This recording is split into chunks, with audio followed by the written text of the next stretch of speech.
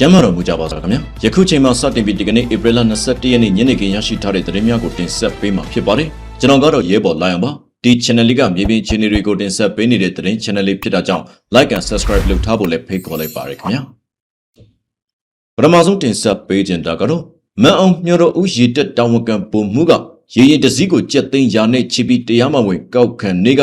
၎င်းအပြင်မန်အောင်ကျွန်းပေါ်မှာမိတ်ကလေးတွေလည်းစော်ကားမှုများရှိနေတယ်လို့ပြောဆိုကြောင်းတင်ဆက်ပေးပါမယ်ရခိုင်ပြည်မန်အောင်မြို့တော်ဦးရေတက်တောင်ကန်ပုံမှုကရေလန်းကြောင်းတော်တင်းပေါ်မော်တော်ဘုတ်နဲ့ငါးဖန်လေးတွေကိုတစ်ကြိမ်ကန်းကခွာပြီးခီးသွားမယ်ဆိုရင်ကြက်သိန်းရာနဲ့ချီကောက်ခံနေတဲ့အတွက်ကျွန်းပေါ်နေပြည်သူများအနေနဲ့အထူးအခက်အခဲဖြစ်နေကြရတယ်လို့ဒေသခံတွေကဆိုပါတယ်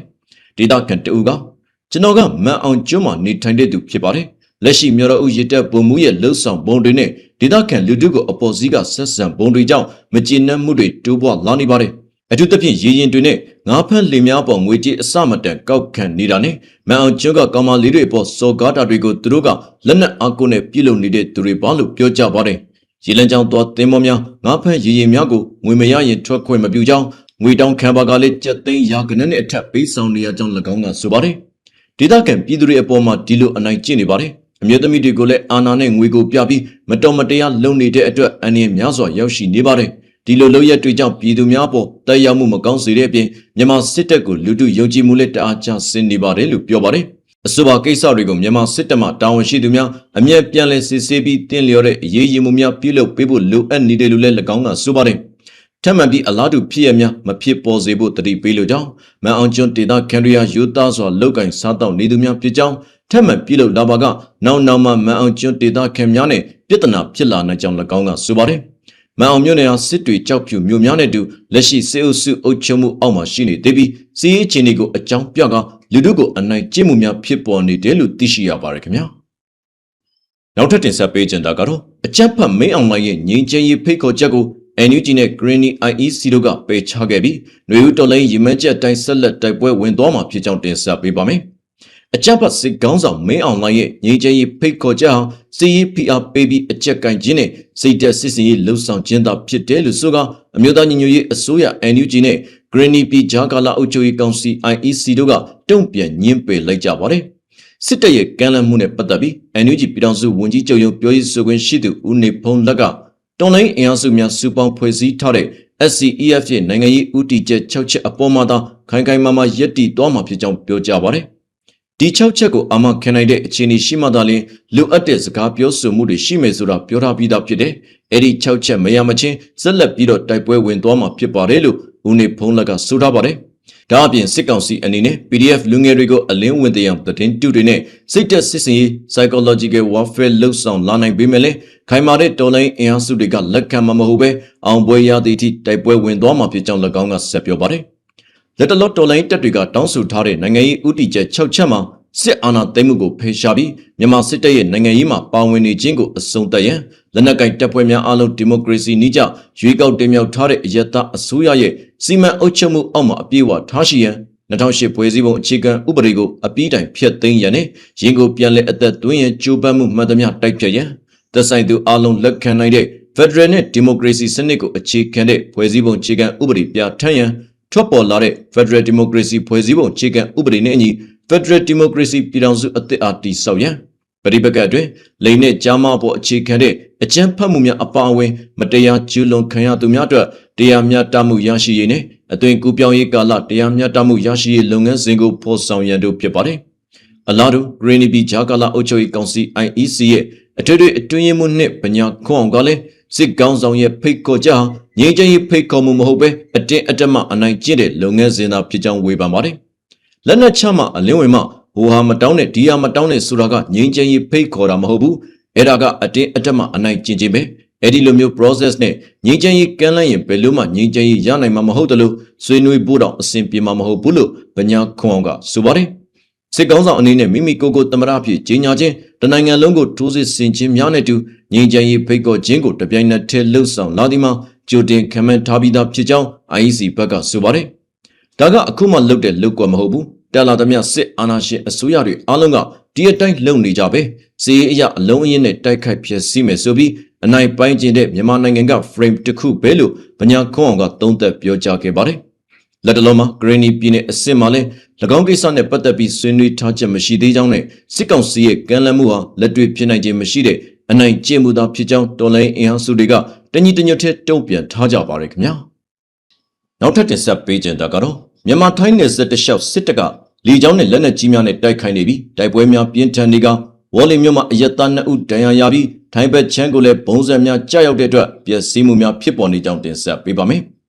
မြန်မာထိုင်းနယ်စပ်တလျှောက်မြန်မာနိုင်ငံဘက်အချမ်းမှာတိုက်ပွဲများဆက်လက်ပြင်းထန်နေပြီးစစ်တပ်ရဲ့လေကြောင်းနဲ့လက်နက်ကြီးပစ်ခတ်မှုတွေကြောင့်မြန်မာဘက်ချမ်းမှာရှိတဲ့အရက်သားများထိခိုက်ဒဏ်ရာရရှိခဲ့တဲ့ပြင်ထိုင်းဘက်ချမ်းမှာရှိတဲ့နေအိမ်တချို့လည်းထိခိုက်ပျက်စီးမှုများရှိနေကြောင်းကရင်စီရေးတရင်ရင်းမြစ်နဲ့ထိုင်းမြန်မာနယ်စပ်တရင်ရင်းမြစ်ထံကနေသိရှိရပါတယ်။ယမနေ့ဧပြီလ20ရက်နေ့ကရင်ပြည်နယ်မြောက်ဦးမြို့တောင်ဘက်မှာရှိတဲ့ဝေါ်လီစစ်ဗျူဟာကုန်းမှာစစ်တပ်ကဝေါ်လီမြို့ပေါ်ရက်ွက်တွေအတွင်းကိုလက်နက်ကြီးတွေနဲ့ပစ်ခတ်ခဲ့ရမှာပြည်သူ2ဦးထိမှန်ဒဏ်ရာရရှိခဲ့ကြောင်းဒါအပြင်လက်နက်ကြီးကြားရောက်ပေါက်ကွဲမှုကြောင့်နေအိမ်များပြည်သူပိုင်မော်တော်ယာဉ်နဲ့ဈေးဆိုင်အချို့လည်းပျက်စီးခဲ့ကြောင်းသိရှိရပါတယ်။လက်တလုံး KNL နဲ့ပူပေါင်းတပ်တွေကဝေါ်လီဗျူဟာကုန်းကိုပိတ်ဆို့ထားတဲ့အတွက်စစ်တပ်မှတောက်သုံးရင်းနဲ့ရေခါများပြက်လက်နေပြီးလေကြောင်းမှနေတဆင့်လက်နက်နဲ့ရေခါများဖြစ်တင်းကခုခံနေရကြောင်းတော်လိုင်းအင်အားစုများထံကနေသိရှိရပါတယ်။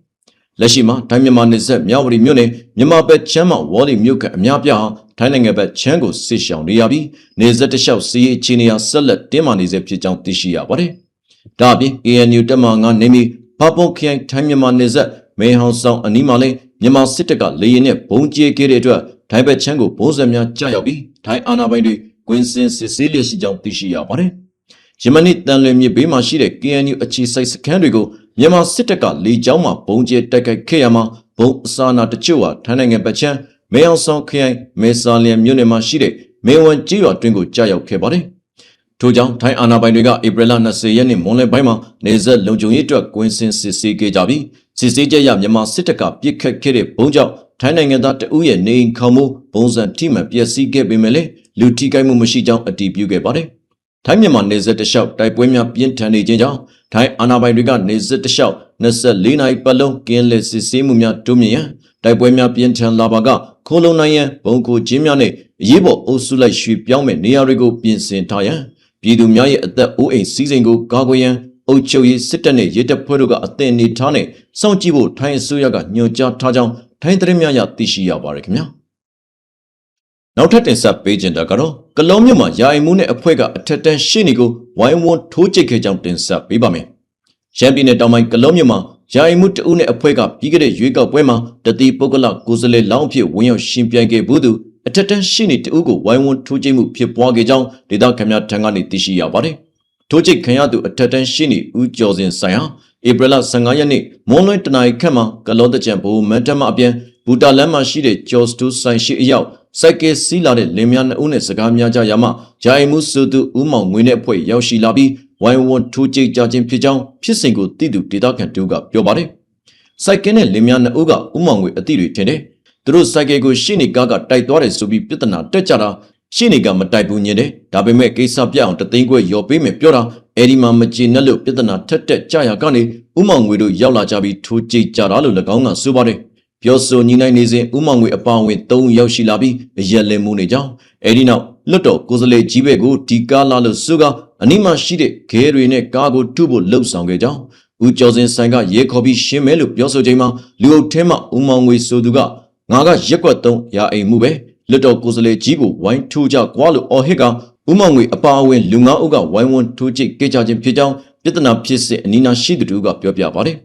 ဦးမောင်ငွေရဲ့ကလေးတွေကဝတ်သားတူတူဝယ်ဖို့စိုက်ကဲကိုလမ်းပေါ်ရက်ထားတယ်။ကားနောက်ပိုင်းနဲ့ချင်းမိလို့တသိန်းခွဲရောမယ်ပြောတာကိုမကြည်နဲ့ရာကနေရဲခေါ်မယ်ဆိုတော့ဒေါသဖြစ်ပြီးဝိုင်းလှုပ်လိုက်ကြတာလို့၎င်းကဆိုပါတယ်။အဲဒီဝိုင်းဝန်းထိုးကျိတ်မှုကြောင့်ဦးကျော်စင်ဆိုင်မှာမျက်နှာနဲ့တထောင်စစ်တွေမှာတန်ရာရကလူအုပ်စုနဲ့ဝိုင်းဝန်းထိုးကျိတ်ခဲ့သူယာယီမှုဦးမောင်ငွေနဲ့အဖွဲ့ကိုဧပြီလ20ရက်နေ့မှာကလောမြို့မှာရဲစခန်းမှာတိုင်ကြားထားကြောင်းသိရှိရပါတယ်ခင်ဗျာ။နောက်ထပ်တင်ဆက်ပေးကြတာကတော့စီပင်အမိုက်သိန်းရင်နဲ့တစ်တွေခိုးထုတ်နေတာစီပင်ဝန်တန်းတွေဖြစ်နေပြီးဒိုင်ညွန်မှုတွေပါပတ်သက်နေတယ်လို့ဆိုကြကြောင်းတင်ဆက်ပေးပါမယ်။မုံရွာမြို့မှာစီပင်အမိုက်သိန်းကားတစ်စီးနဲ့တစ်မောင်ခိုတဲဆောင်တဲ့အဖွဲ့ကိုစစ်ကော်မရှင်တပ်ဖွဲ့ကဖမ်းဆီးခဲ့တယ်လို့သိရှိရပါတယ်။ဧပြီလ20ရက်နေ့ယမန်နေ့ကမုံရွာမြို့စီပင်တာရေးအဖွဲ့ပိုင်အမိုက်သိန်းရင်ကိုအလုံးမင်းတောင်စစ်စေးဂိတ်မှာစစ်စေးရာကတစ်တွေတဲဆောင်လာတာကိုတွေ့ခဲ့တာလို့ဆိုပါတယ်။ စီပင်အဖွဲ့ကရင်မောင်းဝင်တဲ့ဦးရဲကျော်ကအလုံဒေတာကတစ်တွေကိုအမိုက်ကားနဲ့တဲပြီးဂိတ်ကိုဖျက်တာမှာအဖမ်းခံရတာအမိုက်ကားကနောက်ကအဖုံပိတ်လိုက်ရင်မသိတော့အဲ့ဒီကားနဲ့တေကြတာ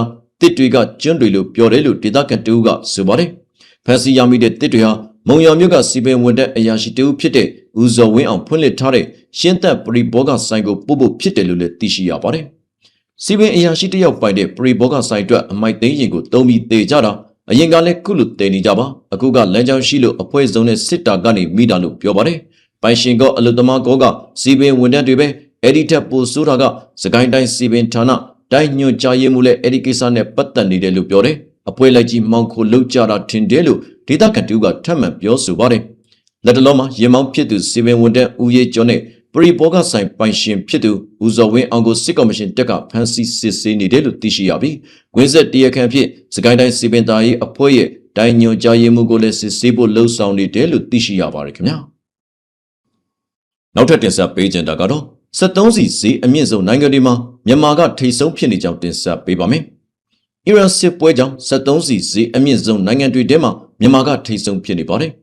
ဖေဖော်ဝါရီလနောက်ပိုင်းမြန်မာရဲ့73စီဈေးနှုန်းဟာနှစ်ဆကျော်အထိတိတိတသားမြင့်တက်သွားတယ်လို့ကမ္ဘာတဝန်းက73စီဈေးနှုန်းတွေလျှက်စစ်ခဈေးနှုန်းနဲ့တဘာဝတက်ငွေဈေးနှုန်းတွေကိုစုစည်းနေတဲ့ Global Petrol Prices အဖွဲ့ကဆိုပါတယ်။ရေနံထွက်ရှိရာနိုင်ငံတွေနဲ့အရှေ့လေပိုင်းဒေသကနေကမ္ဘာရေနံစီးဆင်းမှုရဲ့9ပုံတပုံရှိတဲ့ Hormuz ရေလက်ကြားပိတ်ဆို့ခံထားရတာတွေကြောင့်ကမ္ဘာနိုင်ငံအများစုဟာ73စီဈေးတက်တာနဲ့အကျက်တဲတွေရင်ဆိုင်နေရတယ်လို့အသိပေးပါတယ်။နိုင်ငံပေါင်း100ကျော်မှာ73စီဈေးမြင့်တက်မှုတွေရှိနေစေဖြစ်ပြီးမြန်မာကဓာတ်ဆီဈေးနှုန်းက101ရာခိုင်နှုန်းကျော်နှစ်ဆကျော်နဲ့ဒီဇယ်ဈေးနှုန်း161.4ရာခိုင်နှုန်းနှစ်ဆခွဲကျော်မြင့်တက်နေတာလို့ယမနေ့ဧပြီလ20ရက်နေ့ကဖော်ပြပါတယ်။ကုန်စည်နဲ့နိုင်ပြောရရင်မြန်မာက end user သဘောမျိုးပဲရေနံစိမ်းကနေ73စီကိုတိုက်ရိုက်မပြောင်းနိုင်ဘူး။အဲဒီတော့ရေနံစိမ်းကိုအရင်ဝယ်တယ်ပြီးရင်ဒီဇယ်ဓာတ်ဆီအဖြစ်ပြောင်းနိုင်ဖို့မလေးရှားနဲ့စင်ကာပူမှာချက်ရတဲ့အစစ်စင်ဝန်ဆောင်မှုကုန်ကျစရိတ်ပိုတိုးတာပေါ့နောက်တစ်ခုကပွင့်လင်းမြင့်သားတဲ့73စီဈေးကွက်မရှိပဲအာဏာပိုင်ရဲ့ထိန်းချုပ်ခံထားရတာကြောင့်လည်းပါ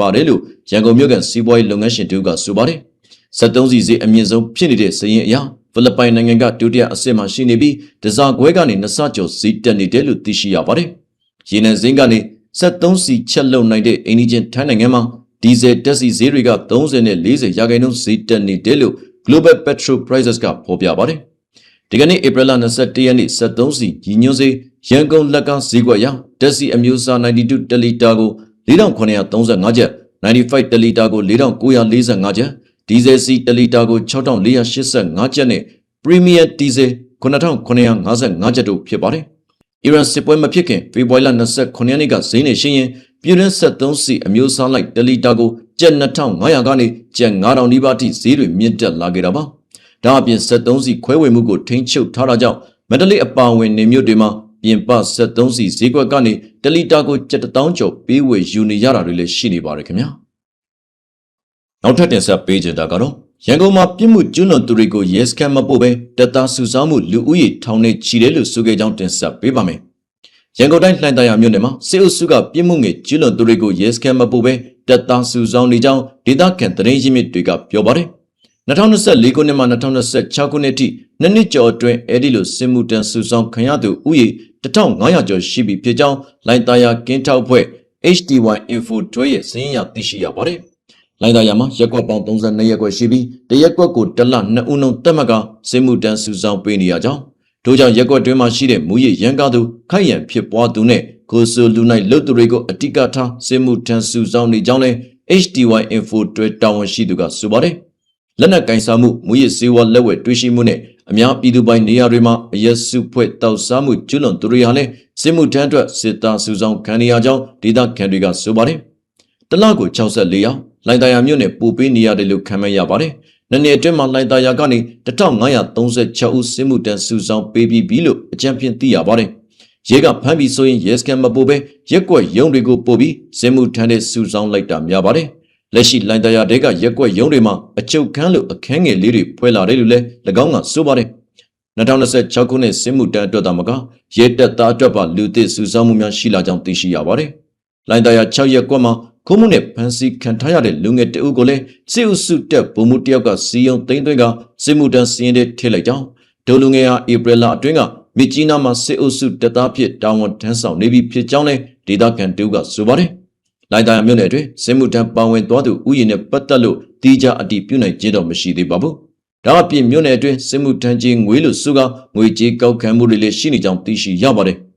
Bowman Apingaro, Sayakon and Nasayakwa, Laidaya and now by Munegaro, Bowman Gau Kanlishide. Ainazuda Zuku, Jenna Dongani, Donanja Gaubare, Amuda, Sashikani, Donzanga Dwemashide, Ain Soindo, Jen Nada, Winching Gauba Delu, Dida Cantare Yimika Subari. The Jamadanging Ale, Laidaya Sayakwa Twin. Jason City, Tolu Suga, Jekwa Ocho Yemuga, Jekwani Pidurigo, Wiji Gaukangejam Tishia Body. Landa Yamunema, she bine and now bine Quedabi, naming Nagusaloma, Seosu, La Pasi, Pusoti Apuerigo, Tata Suzambo, Seosuga, Damo Pidajam, Dida Canry Tangani Tishia Body. Yangodai Mashide, Jekwa Ocho Yemuyama, Esi Kesa, Taukanza Kesa, Jekwa Drain, Champion, Abian, and South, Daina Sare, Midi Kesa Yamasu, we down Canly Shibi. Simultandra Data Suzamuda, Winnie Dunkamuga, Bamana, Miazo Pijang, Yango Mu, Ginto Kunyapwe, Rangon Scout Network, RSM down with Shiduga Subari. Akuna by Seosuga, Pinide Tema, Atigaga, Simutan Kisane Pinidaba, Lungerigo Su Takugu Sudane, Eddie Simutan Kisane, Gambabi Swebare, Pure Pidu Sit Pueri, Lumai Puerigo, Lure Jare Piambi Pitaraba, Lurigole Maloya, Cholan Tabarelu, Laganga Subari. Seosuta, Simutandra, Nadonasa Ligune April Lama Satinga, Tata Susan Jimia Pilo Kayama, Lashi Natonasa Chakune April Lama Nanita Gala Shila Redra, a person Nasa Leti Shila be Pibarikmia. Hogeba, the Remiago Nasin Jishu Bigated at 2 and Jesu in Shibare, now tet Dolan the Rentumian Piana Gebame, Nemapi do Pidabon, a jumper sit anashis and Nisula Oma, Miazo Lumiapi, Dola Nidigo, Chindo Rin Yoshina Bazilu, General Dolan the Rentanama suit down like Barikmia.